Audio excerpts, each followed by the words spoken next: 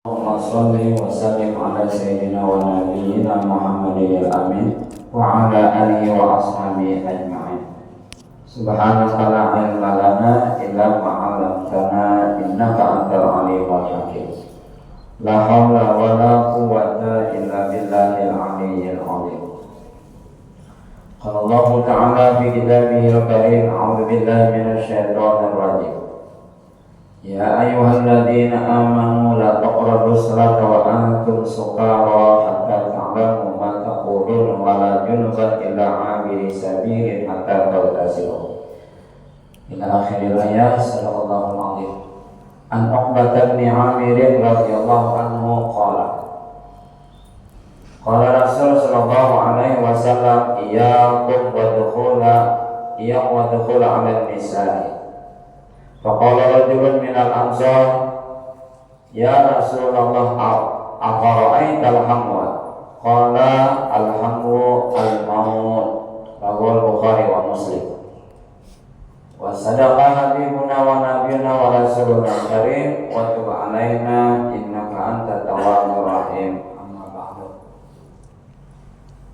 Alhamdulillah, kembali kita panjatkan syukur puji kita kehadirat Allah Subhanahu wa taala.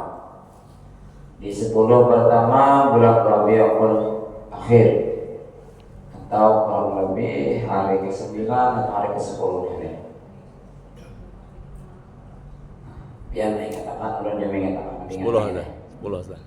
Alhamdulillah, kita sampai detik ini di tempat ini masih disiarkan badan, panjangkan umur, sehingga dengan rahmat dan taufiknya dapatlah kita kembali berkumpul di rumah Allah Masjid Al-Ansar ini untuk menggali hukum-hukum Islam yang mana kita dituntut untuk mempraktekannya dan mendakwahkannya pada saudara-saudara kita yang lain-lainnya. Salawat dan salam berjubah ke hari berikut junjungan Nabi kita Muhammad sallallahu alaihi wasallam, para keluarga, para sahabat, para kerabat, dan para pengikut beliau sekalian hingga akhir zaman. Bapak-bapak, ibu-ibu, saudara-saudari, hadirin wal hadirat jamaah salat subuh Masjid Al-Aqsa yang dirahmati Allah, yang dimuliakan Allah. Di antaranya sedang ramai diperbincangkan, dan ini tayangan film di layar lebar yang sudah ditayangkan, sehingga banyaklah remaja-remaji kita, bahkan orang tua pun yang menyenangi judul film Ipar Adalah Maut. Ipar Adalah Maut.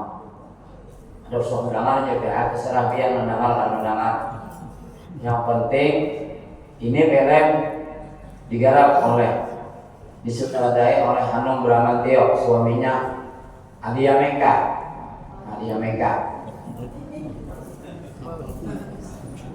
Mungkin memilih judul film tersebut dengan Ipar Adalah Maut tentu tidak bersalahan dengan hadis Rasul yang barusan turun sampaikan, al-hamwu al-maut, ipar adalah mati.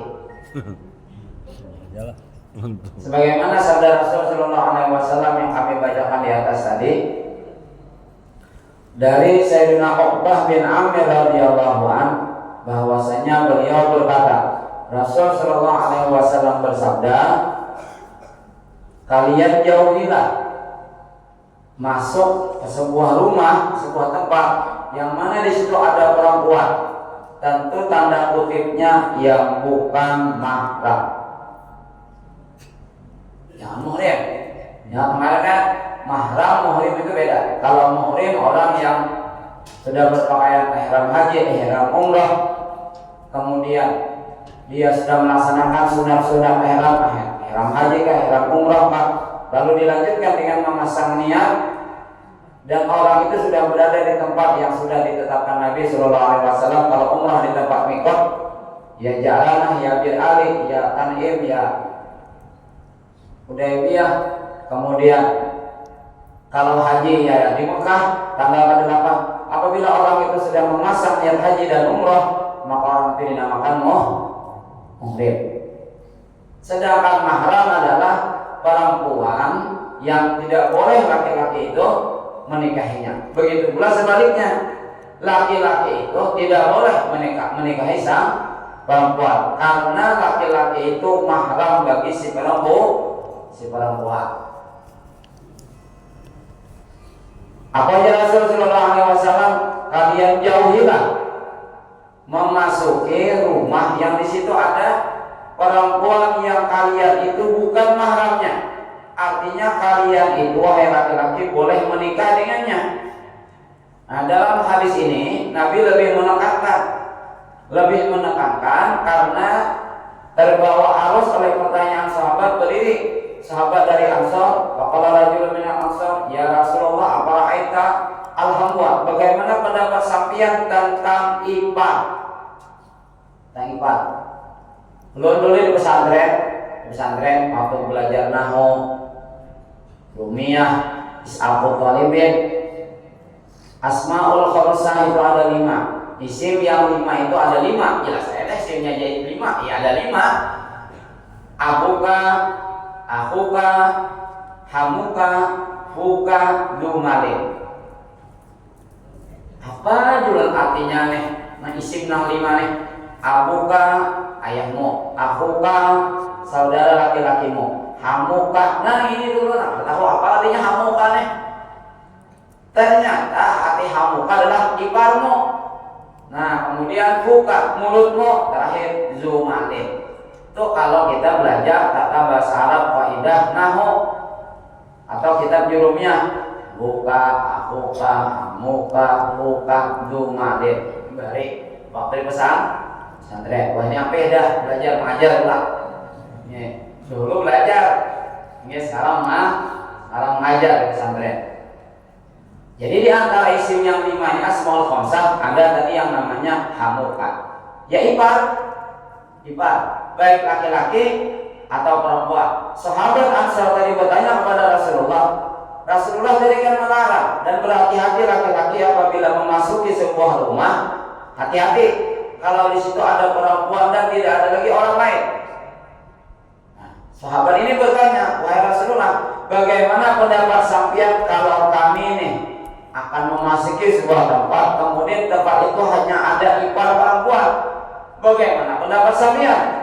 Dijawab oleh Rasulullah SAW, alhamu al-maut. Ipar itu bisa membawa kepada kematian. Ipar itu bisa membawa kepada kematian. Bisa juga sebaliknya. Konteks hadis ini menjelaskan tentang ipar perempuan. Misalnya ipar Nabi SAW, adik daripada Sayyidatuna Aisyah radhiyallahu anha yang bernama Asma binti Abi Bakar Siddiq radhiyallahu anhu. Ini ipar oleh Nabi sallallahu alaihi wasallam. Ipar laki-laki Nabi Abdurrahman, ulun Abdurrahman Siddiq. Nah, Abdurrahman bin Abu Bakar Siddiq. Nah, sama ngaran. Ini sama nama. Dalam hal ini kalau kita ikuti jalannya film tersebut, maka di situ adanya kebencian antara kakak beradik, istri dari pemeran yang namanya Aris. Nah, Rani dan Nisa. Jadi karena ketahuan. Ini dulu awalnya nih. Karena ketahuan si Rani ini adiknya Nisa ini selingkuh dengan kakak ipar. Nah, akhirnya terjadilah perceraian antara Rani dengan Nisa, dan Nisa pun dengan Rani, kakak beradik yang tadinya hamba, yang tadinya harmonis, yang tadinya rukun, sudah mulai benci-bencian dan jaga jarak. Mungkin pada akhirnya kalaunya itu kehidupan real nyata, bisa tidak hanya sekadar jaga jarak, berjauhan, tidak bertegur sapa. Mungkin bisa terjadi perkelahian, bahkan bisa terjadi pembunuhan. Kenapa? Adik merebut sang sang suami. Jadi naudzubillah min dzalik. Kalau di pengurus dulu ada kejadian tahun berapa itu? Dulu baru-baru aja datang. Nah, balik dari Mesir itu baru-baru aja ada kejadian. Jadi adik ipar tertarik dengan kakak ipar perempuannya. Dibawanya, diculiknya, diajaknya main, dibawanya. Ternyata tujuannya hendak merudah paksa. Kakak ipar tidak mau. Ujar kakak ipar, aku hamil. Aku ini kakak ipar. Yang namanya setan kerasukan orangnya kerasukan setan dah. Nah akhirnya tidak bisa memperdayainya, tidak bisa merudah paksa kasar. Dibekapnya mulutnya enggak. Ya itu tadi. Masih saja berontak melawan, membela diri, menyelamatkan kesucian menyelamatkan kesucian diri karena si ipar ini jelas meyakini ini adalah perbuatan yang bejat apabila dilakukan. Membela diri, tidak ada pilihan lain oleh adik ipar, terbunuhlah kakak ipar. Gimana kejadiannya kalau pada salah dahulu itu dianggap rumahnya tinggal di pengurus. Ini yang jujur alhamdulillah al-maut. Ipar adalah membawa kematian. Kita biasa Pak, Bu, yang namanya ipar itu kita biasa rasa dekat, apalagi sering ngobrol, bahkan sesekali curhat. Walaupun tadinya ada pasangan kita, tapi karena perasaan ini terbiasa, ya kadang-kadang kita tidak sadar bahwasanya hukum melarang kepada kita jangan berduaan, jangan berdekat-dekatan, jangan saling akrab, apalagi curhatan, jangan. Sekali lagi jangan. Karena di dalam Al-Quran surah An-Nisa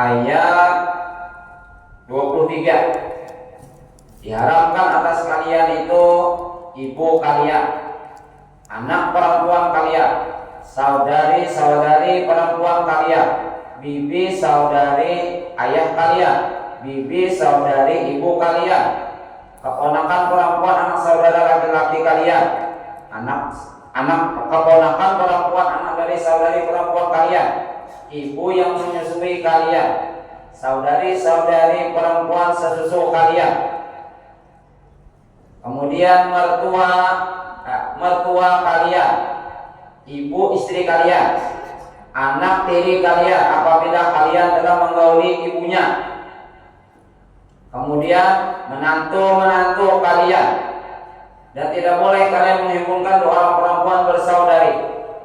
Semuanya Allah Maha Pengampun lagi Maha Penyayang. Ada ipar di sini. Ini ada ipar. Berarti boleh laki-laki kawin dengan ipar perempuannya. Sebaliknya ipar laki-laki boleh kawin dengan adik iparnya atau kakak ipar perempuannya. Makanya di dalam sebuah riwayat disebutkan di dalam kitab Al-Kabair karangan Imam Az-Zahabi, ketika Rasulullah SAW di dalam rumah bersama istri tercinta beliau Sayyidatuna Aisyah radhiyallahu anha, datang Sayyidatuna Asma yang tadinya berpakaian komplit, lengkap dan tertutup. Kayak apa aja dia tanya, pakaian orang Arab, ya kayak sekarang nih, ya kayak sekarang, pakai niqab, pakai cadar. Jibian kita mana jadi kada? Ini bahasa ipar. Nah ini bahasanya ipar. Setelah datang masih dalam keadaan pakaian komplit, arti bahasa ulun komplit itu ada cadarnya, yang kan tidak dilepas tadinya. Setelah masuk mungkin suasana gerah, suasananya panas, ditambah lagi bekas aktivitas jalan, lalu muncullah rasa gerah, rasa panas, rasa pengap. Nah akhirnya Sayyidatuna Asma bertindak, buka cadar, buka sebagian yang lain, apa yang disikapi Rasul Shallallahu Alaihi Wasallam melihat pemandangan ini. Padahal beliau Sayyidatuna Aisyah. Rasulullah sallallahu alaihi wasallam bersabda, "Ya Asma, wahai Asma," ujar Rasulullah, "innal mar'ata idza balaghatil hayd lam tasluh ayyura minha illa hadza wa hadza." Wa asyara Rasul sallallahu alaihi wasallam al-wajha wa kaffaihi, yang artinya, ini hadis riwayat Abu Daud dari Sayyidatuna Aisyah radhiyallahu anha. Ringkas ceritanya, datang Sayyidatuna Asma berkunjung bertamu ke rumah Rasulullah dengan Sayyidatuna Aisyah, bilik Sayyidatuna Aisyah yang sekarang jadi makam Rasul sallallahu alaihi wasallam, makam Sayyidina Abu Bakar dan makam Sayyidina Umar. Ada lagi di belakangnya makam siapa? Nanti peruntukannya untuk makam Nabi Isa. Itu alkah ada bisa ditempati oleh siapapun. Sebab itu sudah peruntukannya untuk Nabi Isa ibni Maryam alaihissalam. Jadi Rasulullah sallallahu alaihi wasallam, Sayyidina Abu Bakar di belakang Rasulullah, di belakang lagi Sayyidina Umar. Nah, peruntukannya di belakang lagi itu semeter kurang lebih. Nah, semeter, 2 meter itu peruntukannya untuk Nabi Isa alaihissalam. Nah, di situ kejadiannya. Di rumah itu ketika Rasul sallallahu alaihi wasallam dengan Sayyidatuna Aisyah didatangi Sayyidatuna Asma binti Abu Bakar Siddiq radhiyallahu anha. Datang, buka cadar, panas ya, panas. Akhirnya Rasulullah bersabda, "Wahai Asma, apabila seorang perempuan sudah tiba datang bulan, perempuan itu sudah mengalami haid, menstruasi, tidak patut dia memperlihatkan daripada dirinya melainkan hanya tangan dan muka." Haza wa haza, Rasulullah memberi isyarat al-wajhu wa kafai wa kafa wa kafaini wa kafani. Nih, 2 telapak tangan. Ini menjadi rujukan Imam Syafi'i rahimahullah, aurat perempuan itu seluruh tubuhnya, yang tidak auratnya bukan aurat muka dan hanya telapak tangan. Jadi 2 aja yang tidak aurat tubuh perempuan itu, muka dan telapak tangan. Lalu dia mentakwalkan apa orang kita? Pebinian kita banyak di luar rumah, baju daster, berarti muka aurat. Ada celana panjang, celana jeans, baju-baju oblong kayak laki-laki, kadang bawa baju kemeja tangan panjang. Iya, berarti membuka aurat. Tidak ada pilihan. Kita memvonis dan mengatakannya mereka sedang membuka aurat karena di halayak ramai, di luar rumah, di pasar, hilir mudik, warawiri dilihat oleh laki-laki satu, laki-laki yang lain. Kadang-kadang balas tatap pandang. Masalah yang pandang jadinya. Nah, ini berarti perempuan kita sedang membuka aurat. Ya kan, sekemampuan kita apabila kita sudah memaklumi hukum, sekemampuan kita ini sebagai ukuran keimanan kita, keislaman kita kepada Allah dan Rasulnya. Apabila kita kuat melaksanakan syariat Islam, berarti perempuan kita kalau rumah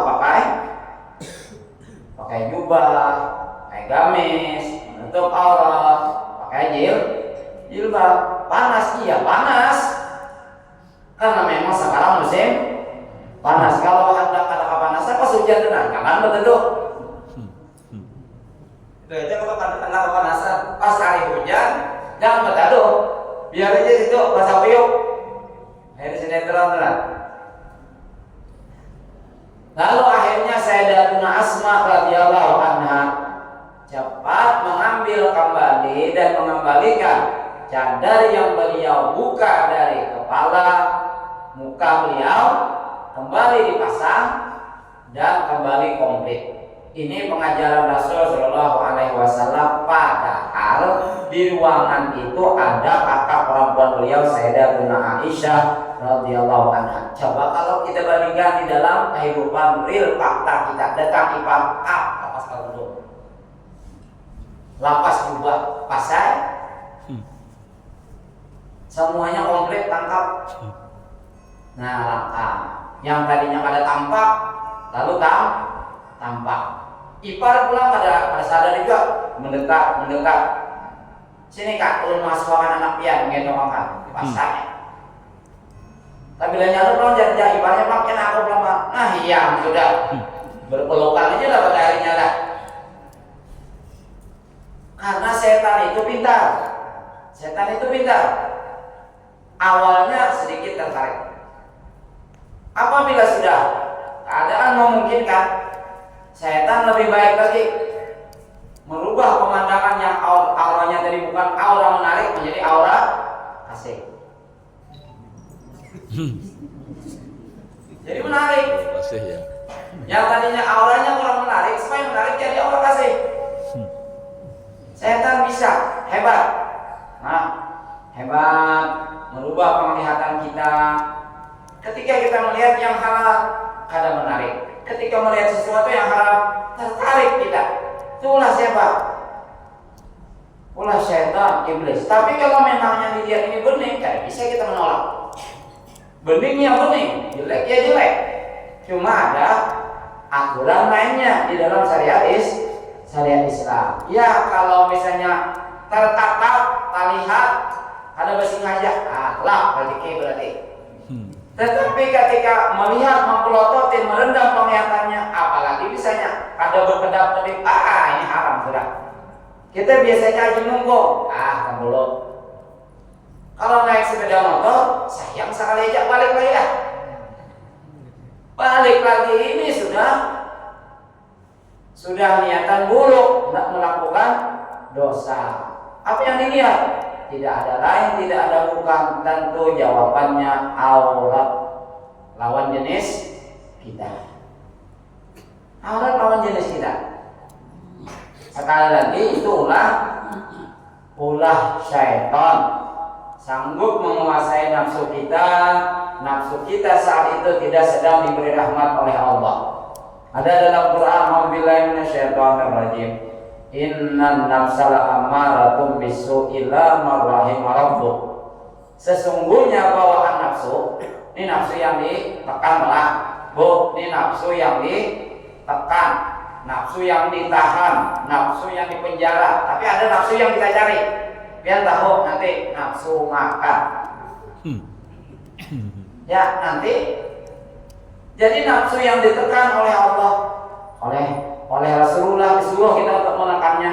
Nafsunya diantaranya nafsu amarah bisu, yang bawaannya itu selalu menyeret kita untuk berbuat yang buruk-buruk, menyeret kita berbuat yang mesum-mesum. Pokoknya semua yang kada baik. Nafsu itulah yang mengontrol, mengendalikan pikiran, perasaan kita. Akal kalah, kecuali nafsu yang diberi rahmat oleh Allah. Nafsu radiyah, nafsu mardiyah. Nah ini yang kita cari. Atau tadi pilihan yang pertama tadi, nafsu makan. Kalau sedang sakit atau kalau merasakan sedang bosan makan gitu terus, itu aja menunya. Coba gantilah. Nah, ini berarti perlu cari nafsu makan. Kalau nafsu seperti kisah aurat terlihat, kita melihat ada sengaja, itu rezeki. Tapi kalau kita rendam penglihatan kita, jadi haram. Apalagi sampai kembali berusaha mendatangi dan mendekati serta melihat dan menyorotnya, lebih haram lagi ini. Jadi kalau melihat sepemat aja rezeki, kalau apa? Jelas ada dosa, ada perlu istighfar. Tapi kalau sudah melihat, langsung direndam penglihatannya. Itu perlu astagfirullah. Wudu bawahnya. Karena dalam riwayat di antara fadilat wudu itu menggugurkan dosa dari anggota-anggota badan yang tersiram atau terusap air wudu. Dalam hal ini, kalau bicara aurat tentu yang mesti digugurkan dosanya adalah dosa mata. Jadi bagus beristighfar, harus pergi ke pasar. Kemudian habis itu berwudu. Nah ini nanti jalan. bulik ya rumahnya kenapa jadi wudhu? Baik saya itu berarti jawabannya sambil olahraga rupa-rupanya nyambil sambil melihat yang bening di rumah gitu-gitu aja pemandangannya. Tuh kalau memang sering dilakukan, sering-seringlah beristighfar, sering-seringlah mengambil air wudhu, kan itu penyucinya. Atau si ibu di rumah umputin sepatunya. Mana sepatunya? Tahu. Sepatunya. Cari kipu, baca tasbih Nabi Yunus. La ilaha illa anta subhanaka inni kuntu minaz zalimin. Tatap aja juga ada dapat. Allahumma sholli ala sayyidina Muhammad wa sallallahu tatap juga ada dapat. Disimpan ulang sebetulnya. Yang biasanya dapat sesuatu yang hilang dicari dari penglihatan kita baca tasbih Nabi Yunus, baca salawat, itu kan ada yang ngikutin. Itu kan ada yang menyembunyikan. Ada namanya bunyiakan, pun ada namanya bunyiakan melapah itu baca tasbih Nabi Yunus baik hemat. Baca salawat, kurang menyimpannya. Tapi hendak tahu biar tahu baik. Nak kuring nak baca 19 kali surah Al-Mulk, ala ya'lamu man khalaq wa huwa latiful khabir. La ya'lamu man khalaq wa huwa latiful khabir. Baca 19 kali. Ya Allah, kenapa sepatu tadi? Pagi tadi yang hari pagi kita di sepatunya. Ya Bapak tampakkan ya Allah di dalam mimpi ulun ini. Siapa pelakunya? Memang ulun kah ada yang Anda atau memang Anda kah pelaku yang menyembunyikannya? Nah, dalam buku mamanya sekalinya menyembunyikan. Tahuan baik. Insya Allah itu diantara khasiat ayat 14 surah Al-Mulk. Nih, anak pian Anda dilamar orang. Anak pian ini diam-diam aja malu-malunya. Kucing, bukan kucing yang malu, anaknya yang malu ditanya. Kayak kemana? Ada orang melamar tadi. Jawab yang jelas. Yang ada jelas. Orang tua untuk mengetahui kejelasan perasaan hati si anak terima atau menolak lamaran itu, si ayah atau si ibunya sebelum tidur berwudu, alangkah baiknya lagi sholat witir. Setelah sholat witir tidur, cara Nabi baca tidur subhanallah bismika amun, baca la ya'lamu man khalaq wa huwa latiful khabir, la ya'lamu man khalaq wa huwa latiful khabir. Jangan lagi membuka HP. Buka HP yang terakhir mimpinya pas yang dilihat di layar gadget itu nanti itu sampai terakhir la ya'lamu man khalaq wa huwa latiful khabir. Berdoa dengan Allah, insyaallah. Begitu juga baik kakak-kakak kita lagi ujiannya. Gimana ini bahaya ya kajian nanti hamlon. Sebelum tidur malam-malam ujian suruh anak kita membaca itu. Mudah-mudahan Allah tampakkan soal yang sudah disiapkan oleh tim ujian untuk membagikan lembaran soal kepada anak-anak kita sebagai siswa-siswi di sekolah itu. Allah tampakkan nanti. Anak kita soal pertama ini, soal kedua ini. Percaya lagi bangun. Ini jawaban pertama. Jadi udah ngelawan. Jawaban nanti soal. Itu di antara khasiatnya. Ulun kembalikan kepada tema ipar adalah kematian.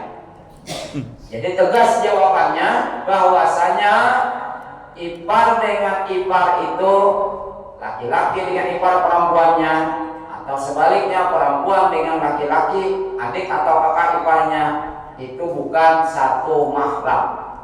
Maka artinya boleh nikah. Dalam artian boleh nikah apabila penghalangnya sudah habis, penghalangnya sudah selesai. Apa penghalangnya?